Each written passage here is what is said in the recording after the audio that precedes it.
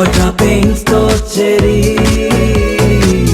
రంగుల వెలుగులు నింపేద్దాం. ఇప్పుడు మీ ఇంటికి కొత్త రంగుల కళ ultra paints. Hyderabad outer ring రోడ్డుపై ఘోర ప్రమాదం జరిగింది. ఆగి ఉన్న లారీని వ్యాగనార్ కారు ఢీకొట్టింది. కారులో ఉన్న 6 అక్కడికక్కడే ప్రాణాలు కోల్పోయారు. దీనంతటికీ కారణం నిర్లక్ష్యం. అసలు ఓఆర్ఆర్ ఎగ్జిట్ పాయింట్ దగ్గర లారీని నిలపడం ఏంటి?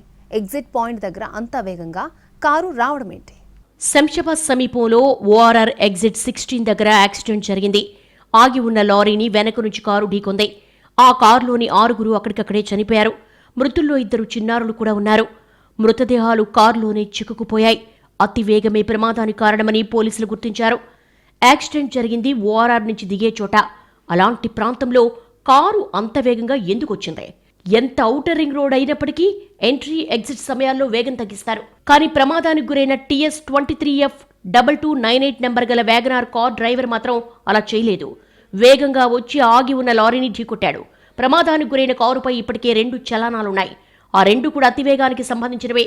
దీనిని బట్టి అర్థం చేసుకోవచ్చు ఆ కార్ డ్రైవర్ చరిత్రేంటో. అతడు ఎంత నిర్లక్ష్యంగా కారు నడుపుతున్నాడో.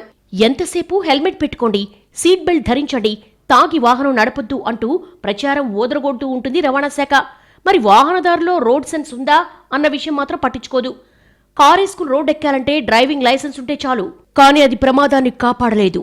ఇంటి నుండి వెళ్లిన వారిని తిరిగి ఇంటికి సురక్షితంగా తీసుకురాలేదు. లైసెన్స్ ఉన్నప్పటికీ కావాల్సింది డ్రైవింగ్ సెన్స్. రోడ్డుపై ప్రయాణించేటప్పుడు ట్రాఫిక్ నిబంధనలు పాటించడం, ఇతర వాహనాలను గమనిస్తూ వాహనం నడపడం, సిగ్నల్స్, స్పీడ్ లిమిట్స్ మెయింటైన్ చేయడం, ర్యాష్ డ్రైవింగ్ చేయకుండా ఉండడం, వీటన్నింటినీ పాటించాలంటే కావాల్సింది ఓపిక. అదే జనంలో కొరబడింది. రోడ్డెక్కడం ఆలస్యం రాకెట్లా దూసుకుపోవాలనుకోవడమే ముప్పుగా మారుతోంది.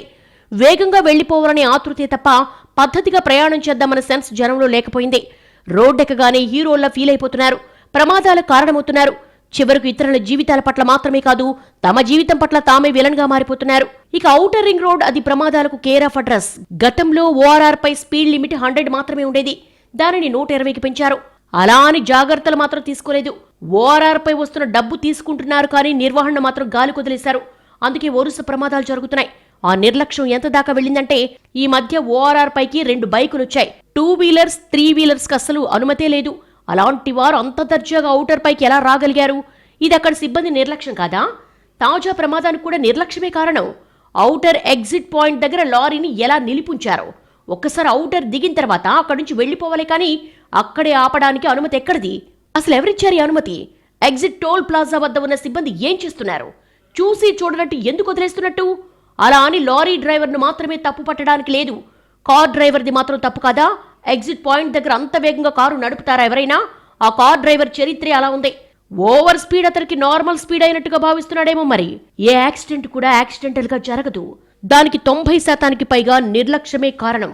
అది ఎవరి నిర్లక్ష్యమైనా కావచ్చు. దానికి చెల్లించుకునే మూల్యం మనుషుల ప్రాణాలే. తాజా ఘటనలో 6 ప్రాణాలు పోవడానికి అంతులేని నిర్లక్ష్యమే కారణం. అందులో ఎలాంటి అనుమానాలు లేవు.